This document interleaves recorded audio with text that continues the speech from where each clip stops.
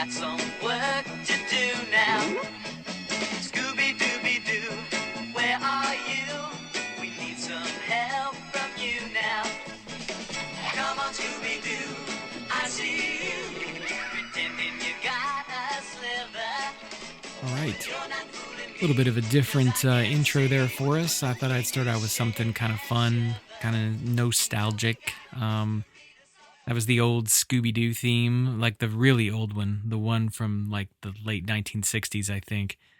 That's the one now I'm not that old, don't get me wrong, but when I was a little kid, they used to play the reruns of that. And so when I would watch the Scooby-Doo cartoons, that's the theme that I remember watching growing up on my local affiliate. So I'm kind of dating myself a little bit, but no, I was not born in the 1960s, so don't get me wrong on that. I'm not quite that old, but anyway, we were going to talk about Halloween or creepy related stuff. For those of you who follow my Instagram, I put out a request that said, let's talk about some creepy or spooky related topics. So I said, give me some ideas. By the way, my Instagram is @AnatomyAndTheDead. There's an underscore in between each word. And so many of you guys and gals, gave me some things you were interested in talking about, and they were many of the same things that I already had in my own mind.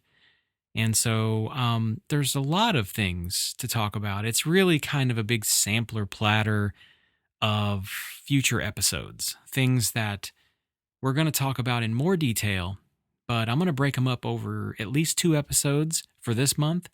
We're going to do one this week and probably one next week, hopefully. And, this is just going to be kind of lighthearted, quick-hitting stuff, simple definitions, couple little stories that I'll tell you. And, I'll get into that in just a moment. I also want to say that just do really quick, kind of recap. Last time we talked about the, what it takes to become a medical examiner. I know that people... I didn't get a lot of feedback on that one because, there's really not much to say. It's kind of like, here's the educational path, and you either want to do it or you don't, or you feel like it's too much, or it's just maybe not right for you. A lot of people found it illuminating, and hopefully it helped for those of you who are interested. I think I covered most everything. But if you want to listen to that, you can go listen to it on the podcast, or you can go to my YouTube channel, which is of the same name as this podcast, which is knifeafterdeath.com. No, it's not .com. That's my website.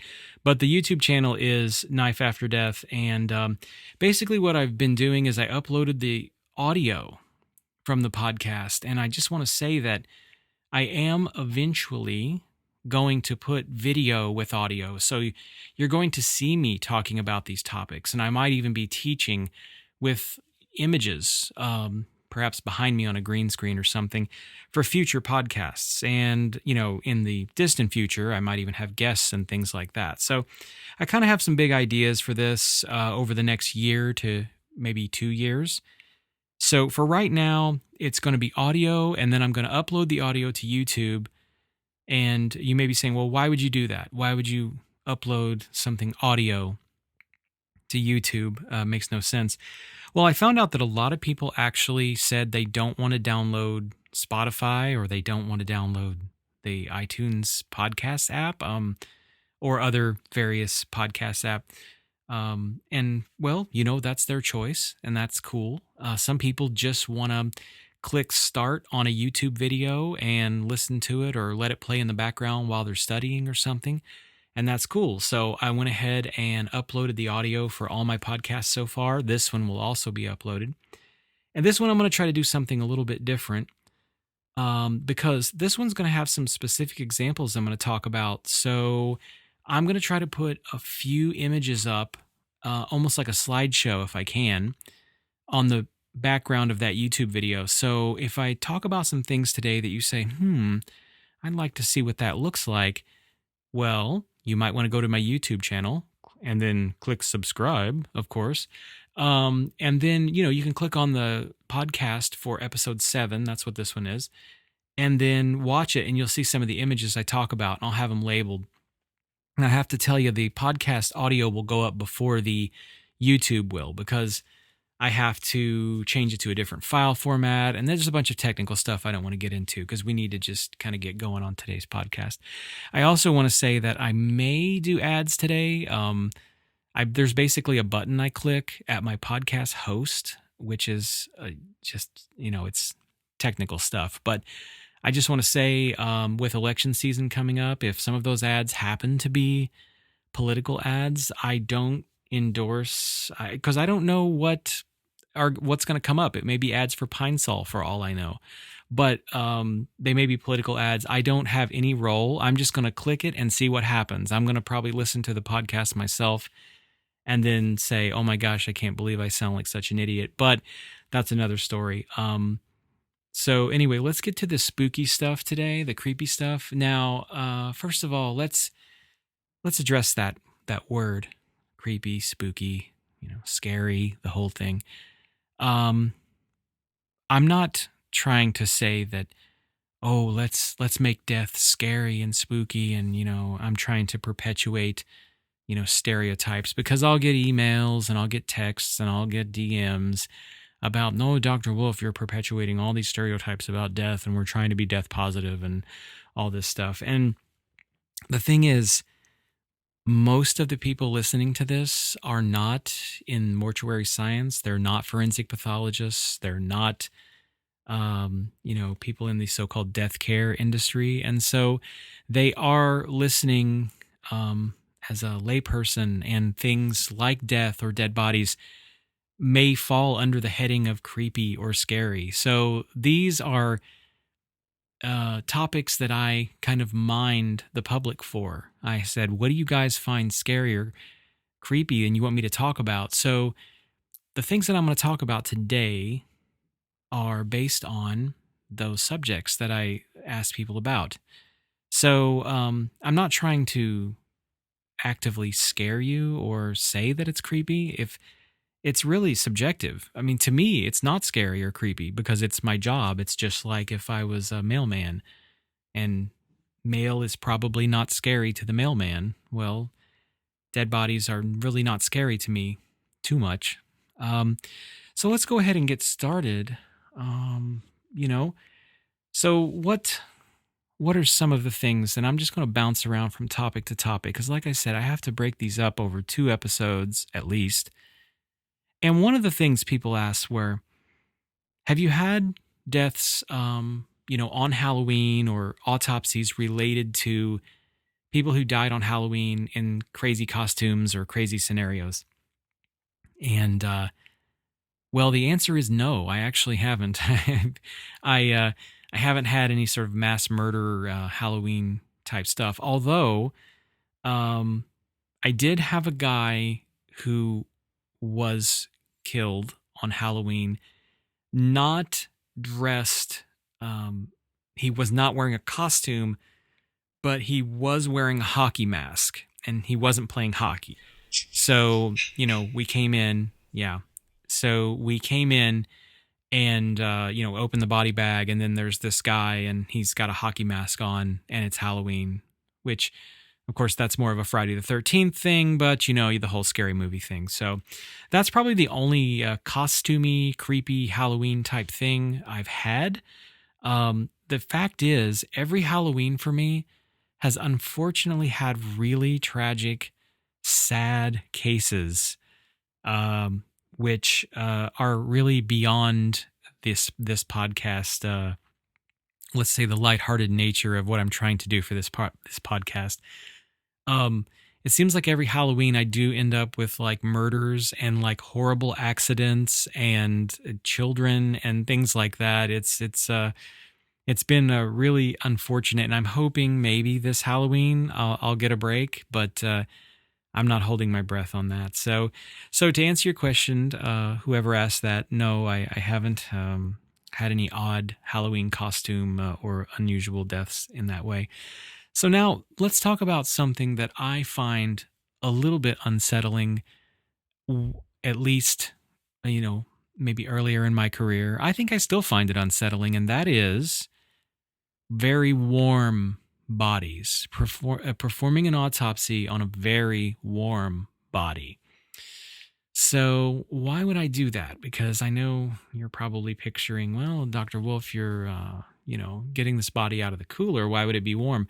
Well, that's not always the case. One case in particular, I can remember I was performing autopsies and I had done a couple in the morning and I was ready to leave and they called me and they said, "Hey, we've got a person who has just passed. They've just died. And if you're still in the building, we'd like for you to do the autopsy." And I was thinking, okay, well, that's fine. I guess I'm here because I don't want to drive all the way back after I get home. So they brought the body in, and to touch the body, I mean, there was no difference between a sleeping, warm, alive human being and then this particular body. And I have to tell you, it was pretty unsettling because you expect to feel that body cold. And when that body's cold, okay, they're dead.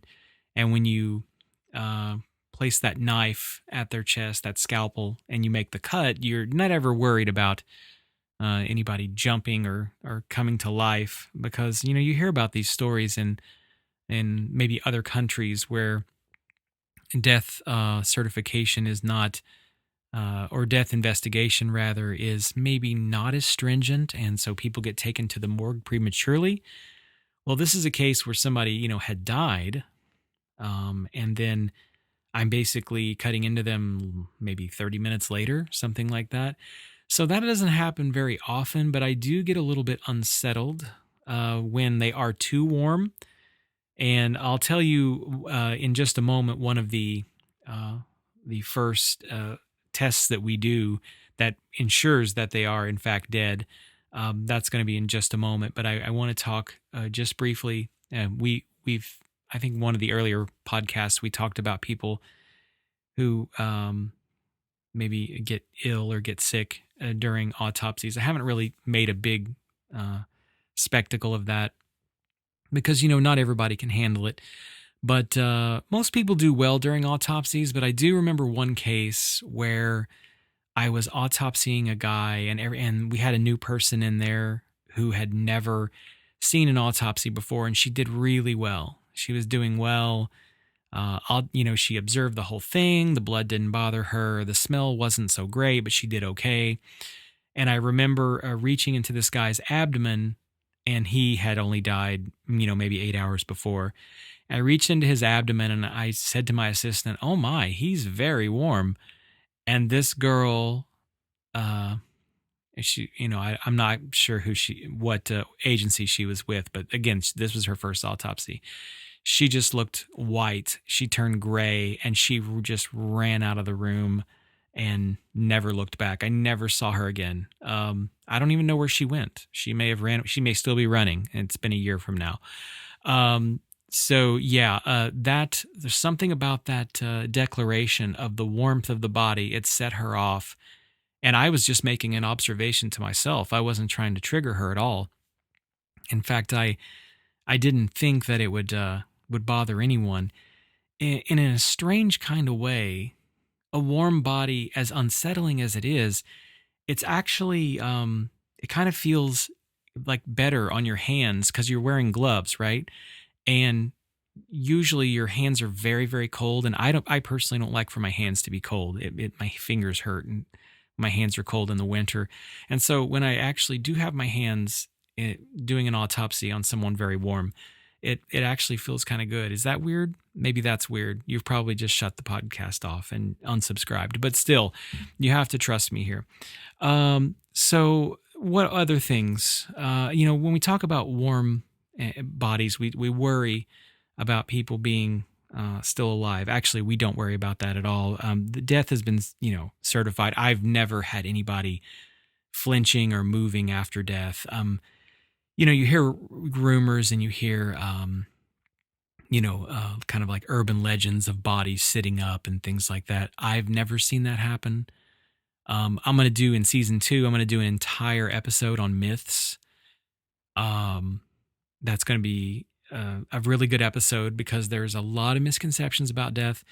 There's very little movement after death. The problem is when you have rigor mortis or rigor mortis, depending on how you want to pronounce it, when that is developing and the muscles are contracting, sometimes you can get a little bit of movement if you are moving the arms or trying to move a certain part of the body. It will resist you, but it won't move on its own. You're never going to see a body sort of sit up on its own. You're never going to see eyes move. Someone asked me, do the eyes move? And I can tell you, if the eyes start moving, I'm not going to do this job anymore. I'm gonna find something else to do. And that does bring me to my next point, which is the first test that we do. One of the first things that we do is when we examine the eyes, or I examine the eyes, and you look into the eyes of a person who's dead, and do you see anything different? Well, that was one of the questions. And the answer is no. I mean, the eyes, especially recently after death, let's say within 48 hours, 24 or 48 hours, it looks very much the same. The cornea is often very clear and the pupil looks fine. The iris looks fine. The eye just looks normal to me. Doesn't react to light, obviously, because there's no nerve function. If you shine a light in there, nothing's going to happen. But the way that we are 100% sure that the person is dead is we draw vitreous fluid out of the eye with a needle. Well, this is not some kind of barbaric medieval torture. We do this because it is part of the toxicology collection. We take a needle, usually like a 14, 16, 18 gauge needle, attach it to a syringe, and then we actually insert it into the white of the eye. That's called the sclera. And I'm not going to go through all the technical aspects of it. There is actually a little video on my YouTube that demonstrates this procedure. And we draw in the clear fluid of the eye, and that is a toxicology specimen. That's very unsettling to some people. I know that some people have had to leave the room on that one. There's something visceral about seeing the needle go into the eye and then draw the fluid. It sets some people off. The point I'm making is that they're dead if you put the needle into the eye and there's no movement. And of course, I've never seen any kind of reaction to that. Thank goodness. And eyes in general, we see a lot. We make a lot of observations of eyes at the autopsy. So, I wanted to talk a little bit about eyes because, we always see images. We're talking about the Halloween episode. And we're talking about, the images of we see a lot of eyes, eyeballs. I don't know why eyeballs are just like at Halloween. Why are there always pictures of eyes and there's candy that's just like eyeballs? Where did that come from? But in forensics, the eyes are very important. There's a thing we look for. You may have seen it. It's called tache noire, which is basically like a blackened or darkened area. It's a band across the front of the eye. And what that is when a person dies and their eyes remain open slightly, the sclera itself will start to dry. And when it dries, it darkens. And so when you open the eyelids further, it forms a band across the eye. And so it forms like a black band. And that's the translation of that particular word. And I'll try to show an image of that on the YouTube audio/video that I put up. It doesn't really mean anything. It's just a post-mortem finding. And so, you always see the old movies where someone dies and then somebody, closes their eyes, puts pennies on their eyes. It's because you get these changes of the eyes after death. You can also get corneal clouding of the cornea. You see that a lot in movies. What happens in zombie movies, right? They turn into a zombie, and then like 4 seconds after they turn into a zombie, their corneas are completely white.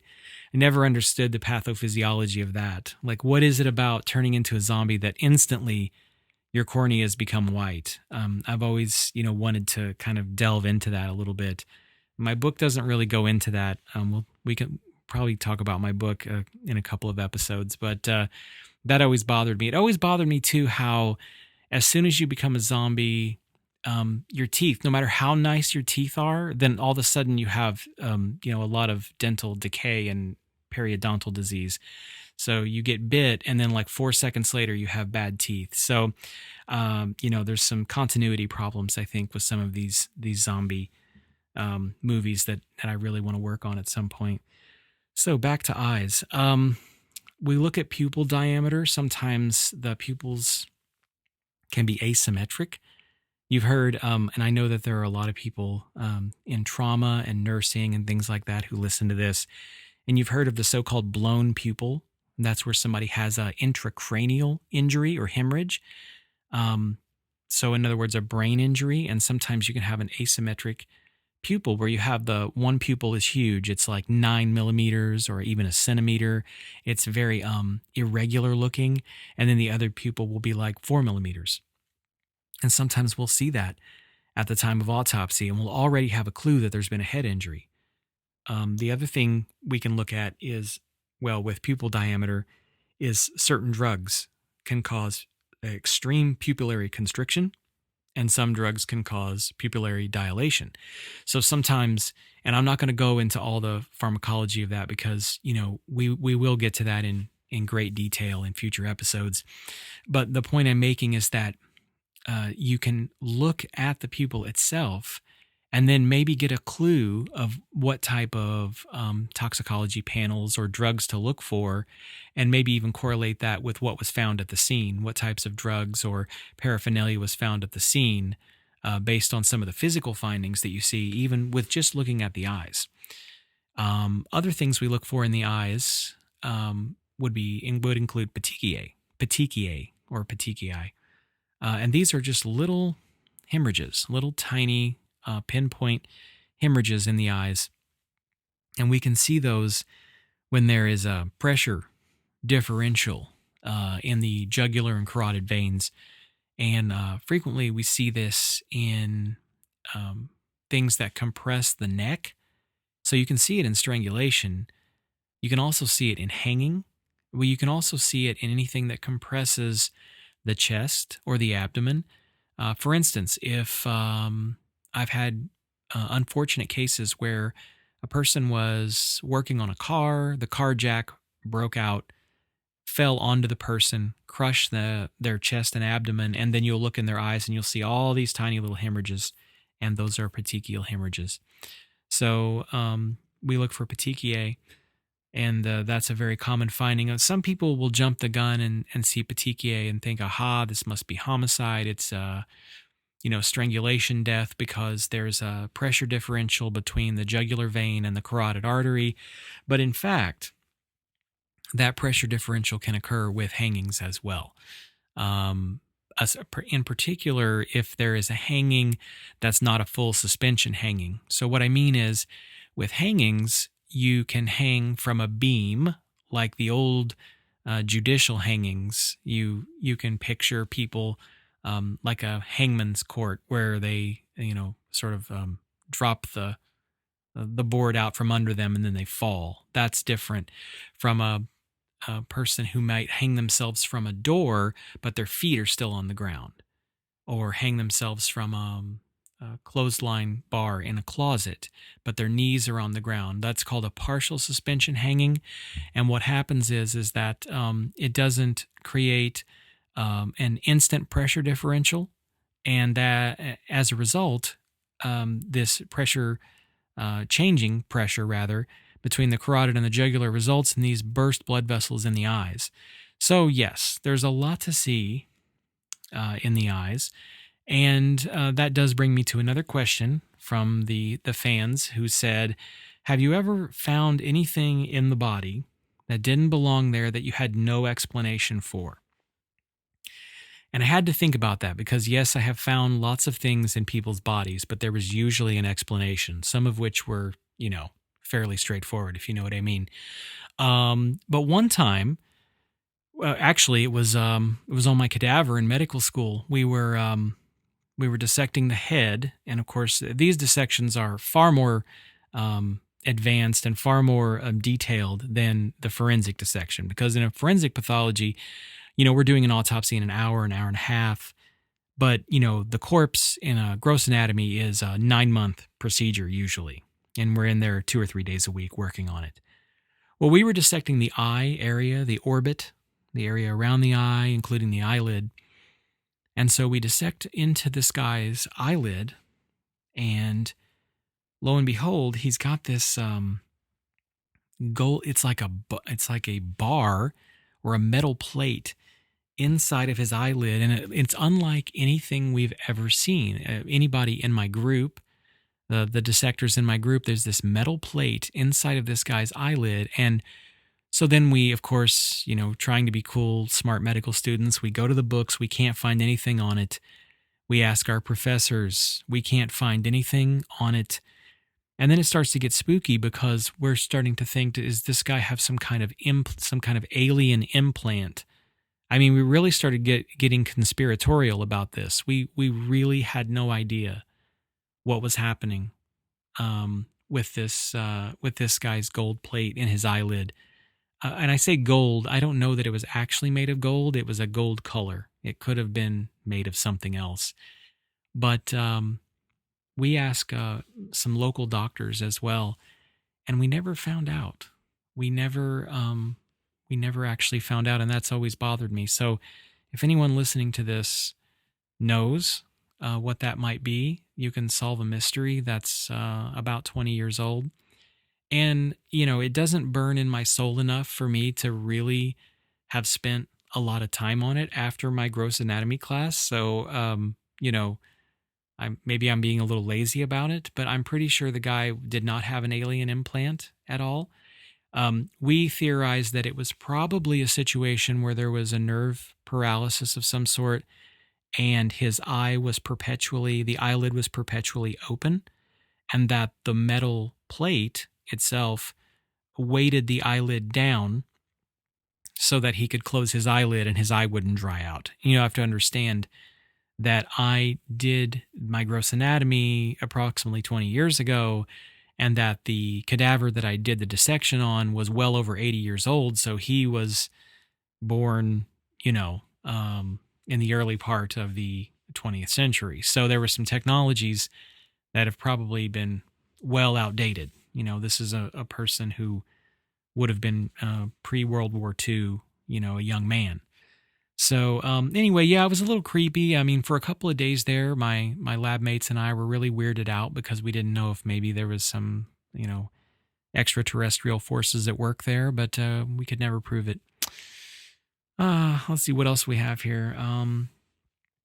Wanted to talk mainly in this first episode about, things on the surface. And we talked about temperature. We talked about eyes. I'm not going to talk a lot about the next episode. We're going to talk about bugs like maggots and things like that. I will give you a preview on the next episode. Because my last couple have been so long, I wanted to make these Halloween episodes a little shorter, so you didn't have a really long episode to trudge through. So these are going to be a little bit shorter, short and sweet, hopefully. Basically, so again, we're going to stay on the surface here. And if anyone saw my Instagram, you saw that I recently made a post. Some of you I know probably don't follow my Instagram, so I'll just tell you that you can get goosebumps after death, okay? And that goosebumps, the condition has a technical term called cutis anserina. So if you want to impress anyone, you can see when they have goosebumps, you can say, "Oh, look, you have cutis anserina," and then they'll just probably look at you really strangely, but that's cool. You know something now that a lot of people don't know. And what that comes from is cutis. The word cutis, of course, translates to skin. And anserina, the first 5 letters there, anser, A-N-S-E-R, refers to goose. And of course, goosebumps or goose flesh is what we refer to that to. So why can you get goosebumps after death?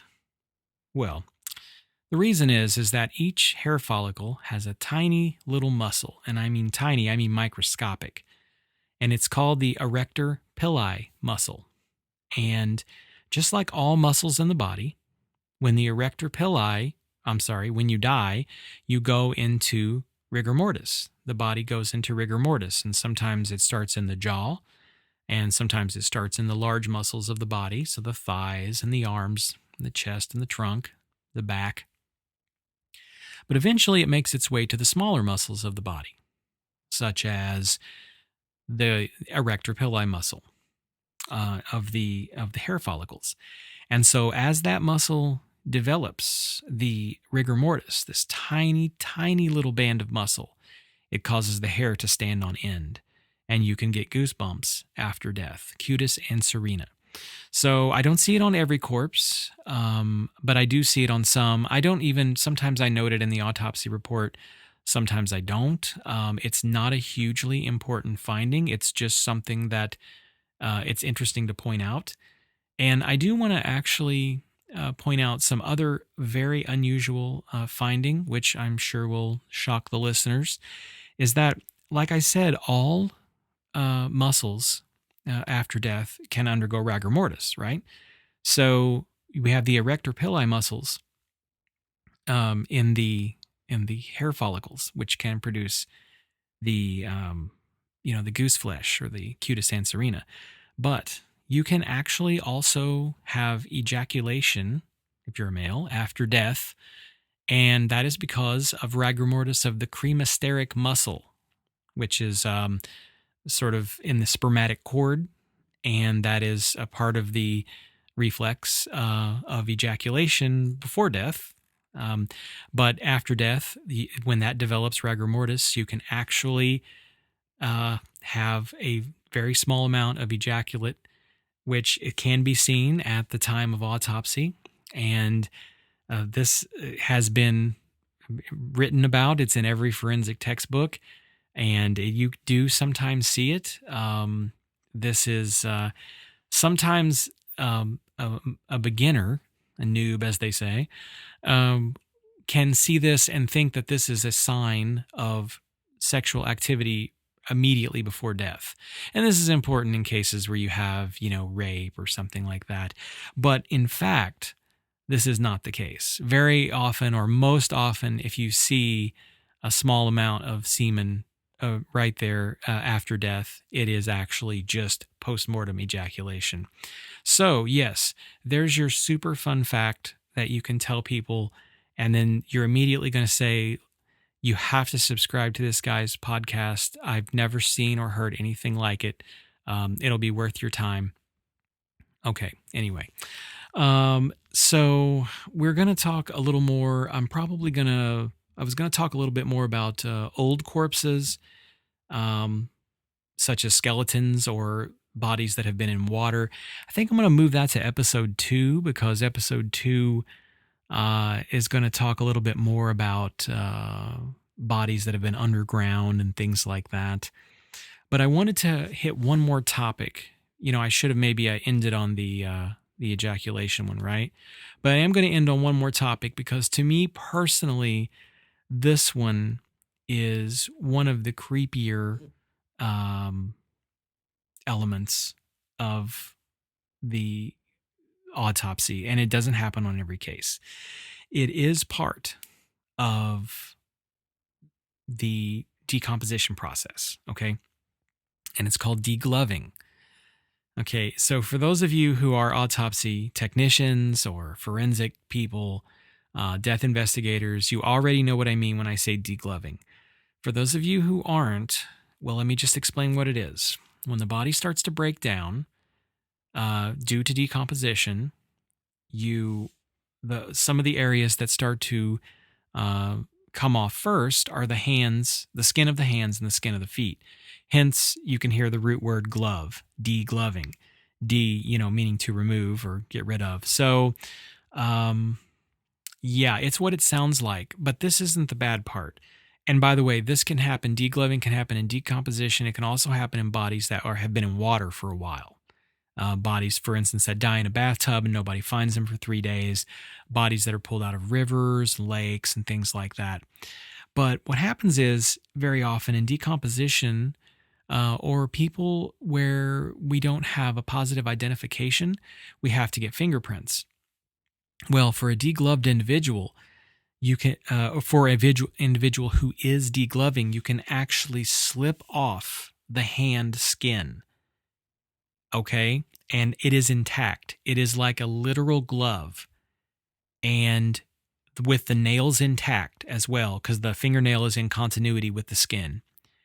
And then another person can put that skin glove on their hand and get fingerprints for the police. So I have seen it done a few times, and it actually works. And they have actually got identifications with using a degloved hand skin on another person's hand. Okay, this is something like Ed Gein. If you don't know who that is, go Google Ed Gein, and then you'll probably never sleep again. Okay, his last name Gein. So I'll let you do that. That'll be part of your Halloween research there. Anyway, the reason why this is because with the skin, you've got the layers of the skin, the epidermis and the dermis, and then below that you've got the subcutaneous tissue. Well, on the skin of the hands and some areas of the body, it's thicker at the epidermis because there's a thicker corneal layer. That's why, our skin's waterproof, is the corneal layer. And that's the thick keratin. So the skin of our hands has very thick keratin. Well, what happens is during decomposition is that the epidermis separates from the underlying dermis, but it stays together. It doesn't just fall apart like mush. And so you can actually carefully slip off all 5 fingers intact, the palm intact, and slip it right on your hand. That's not something I'm interested in doing at all. But I've had a couple of techs who have been interested in doing that, and they sort of enjoy putting that degloved hand on their hand with a glove on and getting the fingerprints. Now, I have to say, that is the creepiest thing probably at autopsy, that, at least from an external exam perspective. It doesn't make me sick, or it doesn't, make me run out of the room screaming, but it's just a little bit unusual. Let's put it that way. Because who wants to put somebody else's hand on their hand, right? But yeah, that's interesting. But the other thing is the feet do the same thing. And you can see the feet with the toenails intact with the polish on the toenails and everything. In fact, the image I'll put on my YouTube audio file of this is of a case where the feet were completely degloved. And you can see that it's a really weird image. But, it is something that happens very often. You can also see it with heat, sometimes with deaths in which there's a very high heat nearby, not necessarily pure flame, because obviously that will burn and char the skin. But if it's very hot and the body's not decomposed yet, the skin will start to break down very rapidly. So this is probably where I want to stop episode 1. Like I said, I wanted to make it a little bit shorter because we've got a lot of topics to cover. And episode 2 is going to be interesting. We're going to talk about very old corpses such as skeletons. We're going to talk about adipocere, which are is type of decomposition for bodies that die in the water or bodies that are thrown in the water. We're going to talk about exhumed bodies that are taken out of the ground, either in caskets or maybe not in caskets. We'll see. We'll see what happens. Dismembered bodies, because now we're getting into the really creepy stuff. So bodies where either they've been chopped or they've been torn apart in some sort of horrible accident or, plane crash or car accident or something like that. So we're going to talk about dismemberments. And then under the realm of decomposition, we're going to talk about maggots and beetles and spiders and things like that. Um, and then if I can't fit that all into episode 2, we'll split it into a third episode. So we'll see what happens. But it's going to be, like I said, this is a big sampler platter of forensic interest here. And hopefully you enjoyed this first episode of somewhat creepy, spooky, forensic topics. I don't know how creepy it was, but definitely I hope you learned something. And we will be back soon. I'm going to try to turn these Halloween episodes around at least once a week, right up until the end of the month. And so thanks for listening. And if you have any questions or comments, you can, go ahead, and you probably can find me pretty easily. I've got my YouTube. The website's knifeafterdeath.com. Same for the YouTube. Instagram is Anatomy and the Dead. And there you go. All right. Thank you very much. I don't care what the weatherman says. When the weatherman says it's raining, you'll never hear me complaining. I'm certain the sun will shine. I don't care how the weather vane points. When the weather vane points too gloomy, it's gotta be sunny to me when your eyes look into mine. Jeepers creepers, where'd you get those creepers? Jeepers creepers, where'd you get those eyes? 'Cause y'all get up, how'd they get so